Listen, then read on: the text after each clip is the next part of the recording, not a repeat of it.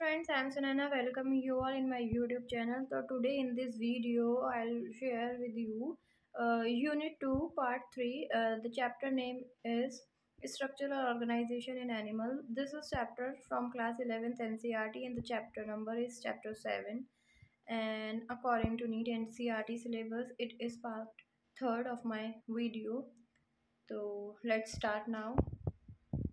तो the name of this chapter is structural organisation in animals. Animals में structural organisation यानी उनकी anatomy, उनकी इंटरनल पार्ट, वो कैसे ऑर्गेनाइज्ड है, कैसे फंक्शन परफॉर्म करते हैं, तो हम उसी से रिलेटेड सारा इसमें पढ़ेंगे।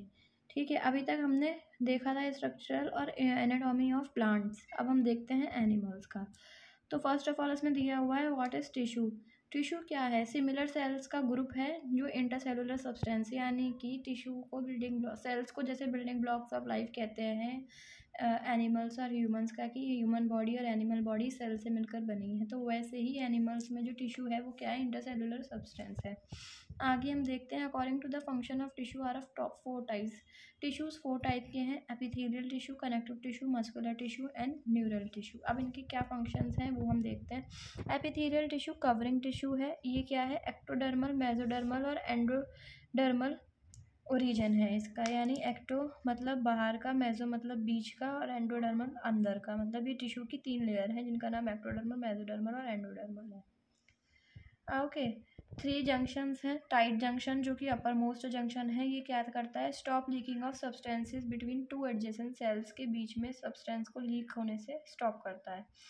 फिर एक है जोना एडहेरेंस, ये क्या करता है? सीमेंटिंग का फंक्शन परफॉर्म करता है 2 सेल्स के बीच में, यानी 2 सेल्स को चिपकाए रखता है। गैप जंक्शन इलेक्ट्रिकल कपलिंग है, इसमें थोड़ा थोड़ा बीच में गैप रहता है जिससे इलेक्ट्रिकल कपलिंग होती रहे। हेल्प इन एक्सचेंज, जिससे क्या हो?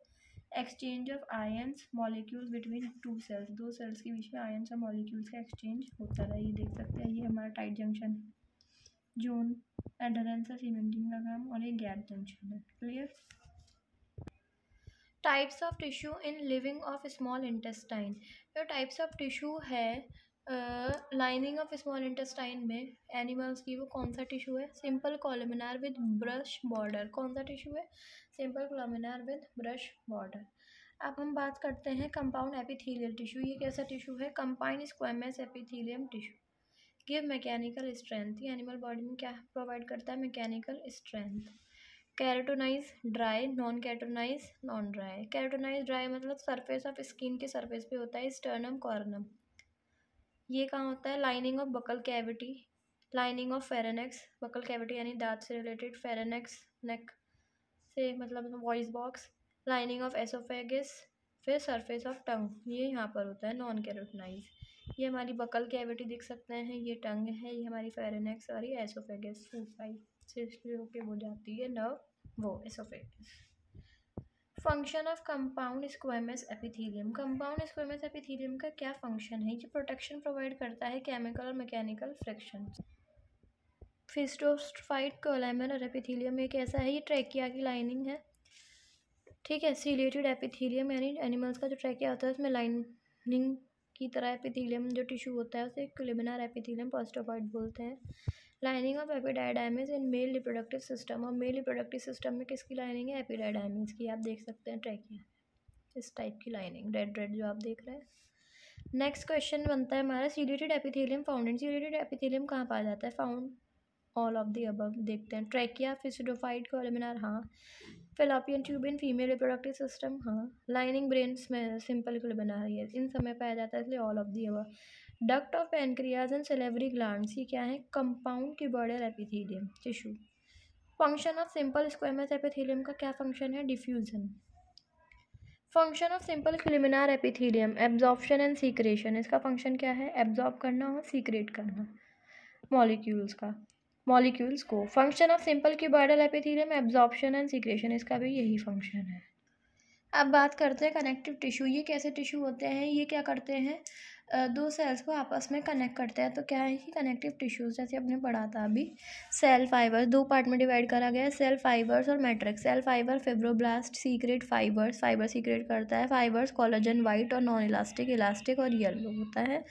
Macrophage modified monocyte WBC white blood cells होते हैं। Phagocytic eat upon bacteria. Mast cell, modified basophil, WBC, heparin, carotene और हिस्टामिन। नेचुरल किल सेल्स होते हैं फाइकोजेटिक और एडिफाइज स्टोर फैट, यानी एडोफाइसाइड सेल होते हैं जो क्या करते हैं एनिमल बॉडी में स्टोर करते हैं फैट को। Polysaccharide secreted from fibroblast cells, polysaccharide होती है जो किससे सीक्रेट होती है, फिब्रोब्लास्ट सेल से। Function of fibres in connective tissue, connective tissue में फाइबर का क्या फंक्शन होता है, इलास्टिसिटी और फ्लेक्सिबिलिटी प्रोवाइड करता है, क्या मैकेनिकल स्ट्रेंथ, तीनों ही प्रोवाइड करवाता है। कौन, फाइबर्स का फंक्शन कनेक्टिव टिश्यू, ये फाइबर के फंक्शन है हमारे कनेक्टिव टिश्यू में, यानी एनिमल्स के कनेक्टिव टिश्यू में। Function of most cell in connective tissue, ज़्यादातर सेल्स का क्या फंक्शन होता है कनेक्टिव टिश्यू में, क्या करना होता है उन्हें, secretion of serotonin and heparin, histamine, इनका सीक्रेशन होता है मोस्ट फंक्शन किसमें, कनेक्टिव टिश्यू में, सेल का। अब हम बात करते हैं रेड ब्लड सेल्स या फिर corpuscles, also called erythrocyte. Red blood cells को कॉर्पेसल्स या एर्दोसाइट्स भी बोलते हैं, नॉर्मली शॉर्ट फॉर्म में RBC। कैसा होता है शेप, बाइकॉनकेव, ई न्यूक्लिएटेड होता है इन ऑल मैमल्स एक्सेप्ट, सारे ही मैमल्स में, यानी सारे ही जानवरों इंसानों में भी, मैमल्स मतलब ह्यूमंस भी आते हैं इसमें, एक्सेप्ट कैमल और आइलेमा को छोड़ के। शेप इस तरीके की होती है, एब्सेंट न्यूक्लियस नहीं होता है, ई न्यूक्लिएटेड होता है, और क्या होता है, डॉन्स मेम्ब्रेन होती है। नोट, इन कैमल और llama, fish, amphibia, reptilia, birds, RBC in oval and nucleated, इन सब में RBC कैसी होती है, ओवल और न्यूक्लिएटेड होती है, बाकी इनमें, इनको छोड़कर सब में कैसी होती है, बाइकॉनकेव और ई न्यूक्लिएटेड। तो this is the difference, oval shape और न्यूक्लियस ऐसा इसमें नहीं होती, और शेप कैसी होती है, biconcave. Question, in which RBC is not biconcave and enucleated, किस में नहीं होती है RBC बाइकॉनकेव और इन्यूक्लिएटेड, कैमल, पिजन, स्नेक में नहीं होती, ऑल ऑफ द अबव। इसमें कैसी होती है, जैसे कि अभी बताया, ओवल शेप और न्यूक्लिएटेड होती है। Why RBC of mammal is biconcave and enucleated, RBC of mammals biconcave और इन्यूक्लिएटेड क्यों होती है। Biconcave surface increases surface area को बढ़ा देता है, किसकी लिए, फॉर O2 डिफ्यूजन, जिससे O2 की ज़्यादा से ज़्यादा डिफ्यूजन बॉडी के अंदर जा पाए, इनटू RBC, और RBC रेड ब्लड सेल्स तक पहुँचे और बॉडी को एनर्जी प्रोवाइड करे। Is involve because of storage of more haemoglobin, जिससे ज़्यादा से ज़्यादा हीमोग्लोबिन में ऑक्सीजन पहुँच पाए और ज़्यादा से ज़्यादा हीमोग्लोबिन का स्टोरेज बेटर तरीके से बॉडी में हो पाए। नंबर ऑफ RBC कितनी होती है, 5 to 5.5 मिलियन पर क्यूबिक मीटर। साइज कितना होता है, 7.2 μm इन डायामीटर। लाइफ स्पेन कितना होता है, 120 डेज। उसके बाद ये वापस से रिक्रिएट हो जाती है बॉडी के अंदर ही। अब बात करते हैं WBC की, जिन्हें वाइट ब्लड सेल या कॉर्पेसल्स ल्यूकोसाइट्स भी बोलते हैं। ये कलरलेस, इनका कोई कलर नहीं होता। शेप कैसी होती है, इरेगुलर और एम्बॉइडेड, इस तरीके की शेप, एम्बॉइडेड। इसमें फिजरोफॉइडा होता है। लाइफ स्पेन शॉर्ट होता है, 6 to 8 डे का बस। WBC न्यूक्लिएटेड होती हैं, यानी ये देख सकते हैं न्यूक्लियस है। अनडिवाइडेबल, डिवाइड नहीं होती हैं। WBC function is defence mechanism में फंक्शन करती है, यानी कि बाहर से कोई भी वायरस आता है तो उससे हमारी बॉडी को प्रोटेक्ट करती है WBC सेल्स, यानी white blood sales. Granulocyte WBC और एक होता है एग्रेनुलोसाइट WBC। अब ग्रेनुलोसाइट WBC और एग्रेनुलोसाइट WBC क्या होता है, अब हम देखते हैं। ग्रेनुलोसाइट WBC 68% होते हैं और एग्रेनुलोसाइट 32% होते हैं बॉडी के अंदर। पॉलीमॉर्फोन्यूक्लिएटेड ल्यूकोसाइट्स, न्यूट्रोफिल्स इसमें 65% होती है, एजोफिल्स 2.3%, बेजोफिल 5 to 1% होती है। एग्रेनुलोसाइट में मोनोसाइट 6% होती है और लिम्फोसाइट 26% होती है। न्यूट्रोफिल्स क्या होते हैं, अब हम क्लियरली देखेंगे एक एक point. Neutrophils WBC most abundant active WBC होती है। किल टू बैक्टीरिया बाय फैकोसाइटिक, बॉडी के अंदर बाहर से कोई बैक्टीरिया आता है तो उसे किल कर देती है, किसके थ्रू, बाय फाइकोटॉसिस उसमें प्रेजेंट होता है, उसकी मदद से। न्यूक्लियस मल्टी लोब्स होते हैं, आप देख सकते हैं मल्टी लोब्स होते हैं इसके अंदर। नेक्स्ट एजिनोफिल्स या फिर एसिटोफिल्स भी बोलते हैं। ये रेसिस्टेंट इन्फेक्शन होता है, गिव रेसिस्टेंस अगेंस्ट एलर्जी अगर बॉडी में हो जाती है तो उसे जल्दी से बॉडी से बाहर मतलब ठीक करता है जल्दी से उसे, हाँ कि एलर्जी का सिम्टम है, हमारी बॉडी को साइन देता है उसका, और क्या करता है, एलर्जी सेल्स को ख़त्म करने में हेल्प करता है एजिनोफिल्स या फिर एटोफिल्स। बेजोफिल्स मिनिमम नंबर में होते हैं, ज़्यादा नहीं होते हैं ये बॉडी के अंदर। इन्वॉल्व इन इन्फ्लामेटरी रिएक्शन के लिए इन्वॉल्व होते हैं। सीक्रेट हिस्टामिन सीक्रेट करते हैं जो क्या देता है, इन्फ्लेमेशन। ये ऑल्सो सीक्रेट सेरोटॉक्सिन और हेपरिन भी सीक्रेट करते हैं। Histamine vasodilator, BP boiling point इनका इंक्रीज होता है। सेरोटोनिन वेजो को कंस्ट्रक्टर, इनमें बॉइलिंग पॉइंट इंक्रीज होता है। हेपरिन क्या है, एंटीकोगुलेंट होते हैं। न्यूक्लियस इनका S5 शेप और 3 लोब होता है। एक ग्रेनुलोसाइड का देखते हैं 32% होता है। मोनोसाइड जिसमें 6% होता है। लिम्फोसाइड इसमें 26, टोटल कितना हो गया 32%। Monocyte WBC largest size of WBC, इसका सबसे ज़्यादा साइज होता है। न्यूक्लियस बीन किडनी शेप का होता है। इसमें न्यूक्लियस फाइकोसाइटिक होते हैं। In our blood phagocytic WBC are monocyte और neutrophils. Leucocyte WBC nucleus rounded, इसमें न्यूक्लियस राउंडेड होता है। 2 पार्ट में डिवाइड करा है, बी लिम्फोसाइड और A lymphocyte. B lymphocyte antibody provide करता है इन्फेक्शंस के against. Give humoral immunity provide करता है। सेल मेडिएटेड इम्यूनिटी और immunity against virus, cancer, tumour, इन सबके अगेंस्ट इम्यूनिटी प्रोवाइड करता है अगर बॉडी में इस तरीके के सिम्टम्स हो जाते हैं, वायरस, कैंसर या ट्यूमर। प्लेटलेट्स थर्मोसाइट भी बोलते हैं प्लेटलेट को। फॉर्म्ड इन बोन मैरो, कहाँ बनता है, बोन मैरो में। फ्रॉम मेगा कैरियोसाइट सेल्स, किससे, मेगा कैरियोसाइट सेल्स की वजह से क्या बनता है, प्लेटलेट्स थर्मोसाइट, कहाँ, बोन मैरो में। बोन मैरो स्टेम सेल से मेगा कैरोइट, ये हमारा ट्रेम्बोसाइट सेल्स हो गए। फ्रेगमेंट्स इनमें पीसेस में डिवाइड हो गए, फ्रेगमेंट्स ऑफ प्लेटलेट्स और thrombocytes.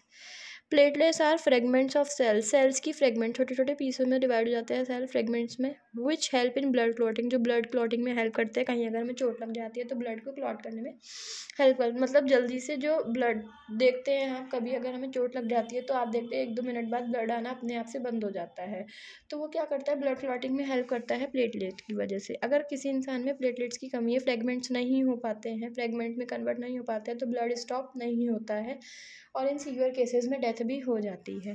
Platelets are living without nucleus, इसमें न्यूक्लियस नहीं होता है, इनका लाइफ स्पेन 7 डेज का होता है। All the formed elements develop in bone marrow, जितने भी फॉर्म्ड एलिमेंट्स हैं वो किस में डेवलप होते हैं, बोन मैरो में। प्लाज्मा प्रोटीन सिंथेसाइज्ड इन, प्लाज्मा प्रोटीन कहाँ सिंथेसाइज्ड होता है, हमारे लीवर में।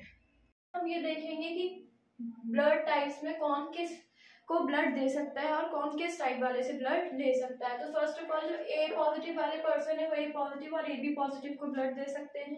अब ये ले किससे सकते हैं, receive blood from A positive, A negative, O positive और ओ नेगेटिव। जितने भी इस ब्लड के पर्सन है इनसे ये ब्लड रिसीव कर सकते हैं ए पॉजिटिव वाले पर्सन। अब वही हम ओ पॉजिटिव वाले पर्सन की बात करें तो वो ओ पॉजिटिव को दे सकते हैं, ए बी को दे सकते हैं।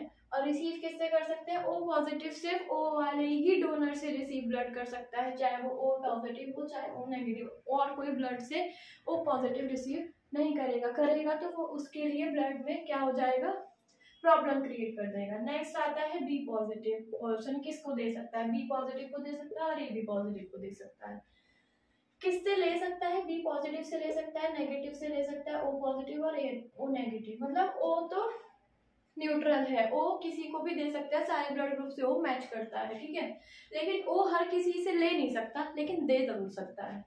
नेक्स्ट ए बी पॉजिटिव वाले पर्सन ए बी पॉजिटिव को ही देते हैं सिर्फ, उसके अलावा किसी को नहीं। और क्या कर सकते हैं, सबसे रिसीव कर सकते हैं, चाहे O B A positive negative सबसे, ठीक है।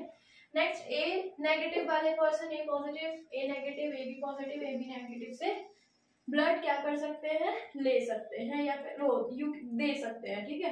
रिसीव किससे कर सकते हैं, मतलब ले किससे सकते हैं, ए नेगेटिव और ओ नेगेटिव से बस। O negative everyone, O negative, O negative हर किसी को ब्लड क्या कर सकते हैं, दे सकते हैं, डोनेट कर सकते हैं, लेकिन बदले में वो सिर्फ किससे ले सकते हैं, ओ नेगेटिव है तो ओ नेगेटिव ही ब्लड मैच करेगा। नेक्स्ट अब बात करते हैं बी नेगेटिव वाले पर्सन की, B positive B negative A B positive A B negative को ब्लड दे सकते हैं। अब बात करें कि ये ले किससे सकते हैं, बी नेगेटिव वाले पर्सन बी नेगेटिव से ले सकते हैं और ओ नेगेटिव से ले सकते हैं।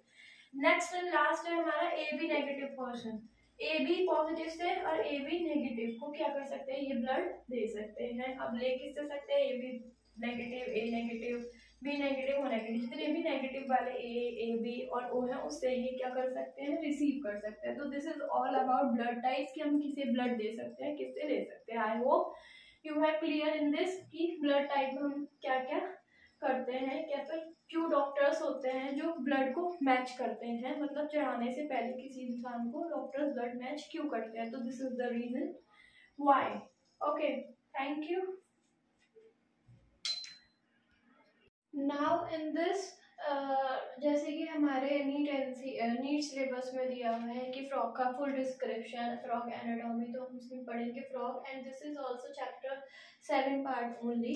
तो फ्रॉग को साइंटिफिक नेम में हम क्या कहेंगे, साइंस भाषा में कहें तो क्या कहेंगे, रहना फिग्रिया। जैसे कि मैंने नॉमेनक्लेचर के रूल्स में बताया था कि नॉमेनक्लेचर में जो नेम लिखते हैं उसका फर्स्ट वर्ड कैपिटल होता है और सेकंड जो होता है वो हमारा स्मॉल होता है, और अगर हम उसमें हैंड राइटिंग में लिख रहे हैं तो हम उसके नीचे अंडरलाइन कर देते हैं। ओके, तो this is the rule for writing scientific name. तो फ्रॉग का साइंटिफिक नेम है रैना फेग्रिया, उसके ही बारे में अब हम पढ़ेंगे। तो सबसे पहले ये देखते हैं कौन सी क्लास से बिलोंग करता है। तो ये एम्फीबिया क्लास का है, ऑर्डर एन्यूरिया है, जीनस रैना है, स्पीसीज स्टिग्रेमा है फ्रॉग की। ओके, जो इनकी बॉडी होती है वो सब डिवाइडेड होती है to both H2 and land life. इनकी बॉडी पानी में भी रह सकती है और टेरेस्ट्रियल मतलब लैंड पे भी रह सकती है। ओके, ये पॉइकिलोथर्मिक होते हैं। पॉइकिलोथर्मिक मतलब विंटर स्लीप, जब विंटर होता है तो इनकी विंटर स्लीप को हाइब्रेशन बोलते हैं, ये हाइब्रेशन में चले जाते हैं विंटर स्लीप में, और समर में एस्टिवेशन यानी समर स्लीप जिसे बोलते हैं। आईज, इनकी जो आईज होती है वो बाहर की तरफ पोर्ट्रेट होती है टू आउटसाइड। स्किन, इनकी स्किन में पिगमेंट होता है जिसे क्रोमेटोफोर बोलते हैं या फिर क्रोमेटोफोर स्किन बोलते हैं। ठीक है, इनकी स्किन में स्किन ग्लैंड्स होती हैं, दो ग्लैंड्स होती हैं, एक तो म्यूकस ग्लैंड और एक एल्बुमिन ग्लैंड। म्यूकस ग्लैंड क्या करती है, इसको स्किन को मॉइस्ट फॉर रेस्पिरेशन, ठीक है, स्किन को मॉइस्ट बनाती है रेस्पिरेशन के लिए। अब हम ये पता नेक्स्ट आगे हम ये पढ़ेंगे कि जो इनका रेस्पिरेशन होता है वो स्किन के थ्रू कैसे होता है। ओके, नेक्स्ट है हमारा एल्ब्यूमिन ग्लैंड। एल्ब्यूमिन ग्लैंड इनकी बॉडी को स्लिपरी बनाती है। जो इनकी बॉडी है बहुत ज्यादा स्लिपरी रहती है, वो किस ग्लैंड की वजह से, एल्ब्यूमिन ग्लैंड की वजह से। हाँ, फ्रॉग के और फंक्शंस के बारे में देखते हैं हम। जो फ्रॉग होता है कभी भी पानी नहीं पीता है, never drink water in whole life, but their skin absorb water, उनकी एक स्किन एब्जॉर्ब करती है वाटर, तो कभी भी वो अपने टंग से माउथ से वाटर ड्रिंक नहीं करते। Next, frog body divided into head and trunk. उनकी बॉडी दो पार्ट में डिवाइड होती है, हेड और ट्रंक। आइज कवर्ड, जो उनकी आइज होती है ट्रांसपेरेंट वाइटेटिंग मेम्ब्रेन से कवर्ड होती है। वाइटेटिंग मेम्ब्रेन हेल्प करती है कि जो पानी है उसका कोई डिफेक्ट या साइड इफेक्ट उनकी आंखों पे ना हो, पानी से आंखों को बचाती है। मेम्ब्रेन क्या नाम है, वाइटेटिंग मेम्ब्रेन। बिहाइंड द आइज, उनकी आइज के पीछे एक ब्लैक स्पॉट दिखाई देता है जिसे टिम्पैनम बोलते हैं। फ्रॉग के पास ईयर नहीं होते हैं, but behind the eye there is a black spot which is called tympanum, जो हेल्प करता है receive signals of sound waves, उन्हें आवाज सुनाई देने में, मतलब ईयर्स की तरह हेल्प करता है। नेक्स्ट, फुट वेब होते हैं जो उन्हें हेल्प करते हैं स्विमिंग में, इस तरीके के help in swimming. Tongue, sticky tongue होती है, बायलॉब, जो उनकी टंग होती है बायलॉब्ड होती है, फोल्डेड टंग जिसे कह सकते हैं। कैप्चरिंग ऑफ प्रे में हेल्प करती है।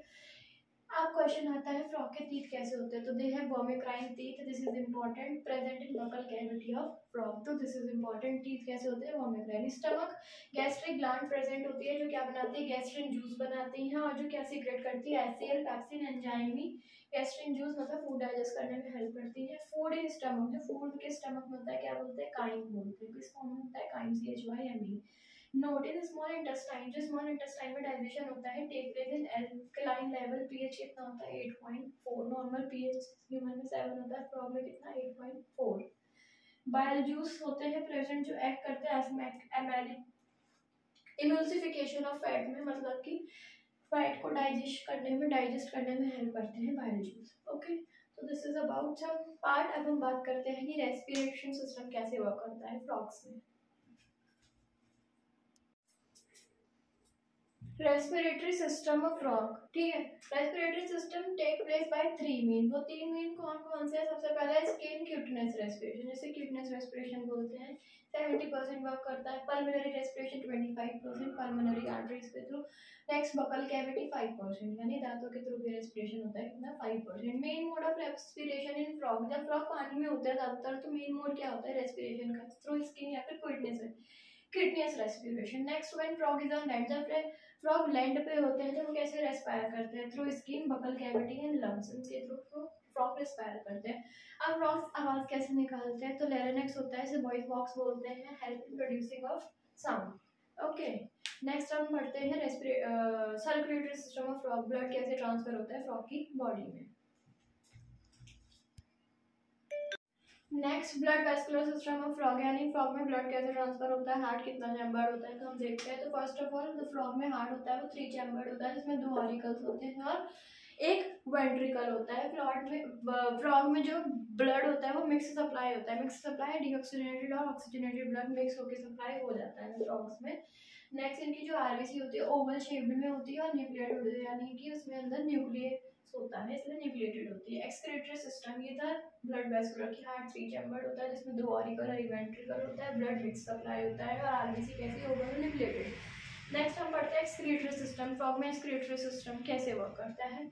हैज मेसोनोफेरिक किडनी, इनकी जो किडनी होती है कैसी होती है, मेसोनोफेरिक किडनी होती है। ईच किडनी मतलब कि नेफ्रॉन्स होते हैं इसमें, हर एक किडनी में 2 किडनी होती है, तो दोनों ही किडनी में 20,000 to 25,000 नेफ्रॉन्स प्रेजेंट होते हैं। फ्रॉग इज यूरोकोटेरिक, यूरोकोटेरिक मतलब होता है इनका जो मेन एक्सक्रीटिव प्रोडक्ट होता है वो हमारा क्या होता है, फ्रॉग का यूरिया होता है। यूरोकोटेरिक मतलब जो फ्रॉग का मेन एक्सक्रीटरी प्रोडक्ट होता है जो वो रिमूव करते हैं वो क्या होता है, यूरिया। नेक्स्ट क्लॉकिया, क्लॉकिया क्या है, कॉमन ओपनिंग डाइजेस्टिव चैम्बर है, common opening for digestive system and excretory system. Digestive system और एक्सक्रीटरी, डाइजेस्टिव सिस्टम मतलब ये डाइजेस्टिव मतलब देखते ही समझ गए होंगे कि किसमें होता है, फीमेल फ्रॉग में। तो क्लॉकिया एक कॉमन चैम्बर है जो फीमेल फ्रॉग में होता है।